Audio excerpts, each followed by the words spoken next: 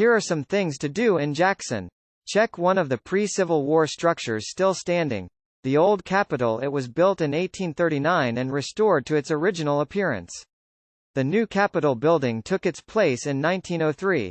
The Eudora Welty Library's namesake won the Pulitzer Prize in 1973 for the book, The Optimist's Daughter, and her home is a museum as well. The King Edward Apartments was built as a five-star hotel in 1923 and is repurposed into luxury apartments. The Standard Life building was built in 1919 in the Art Deco style. It's the fourth largest building in Jackson and was the largest concrete building globally at one time. During World War II, the Army used Hawkins Field, and the Netherlands had their flying school there. Malaco Records releases gospel, blues, and soul records and owns a recording studio. It's known all over the world. You can't see it, but there's an ancient extinct volcano that sits 2,900 feet under the Mississippi Coliseum.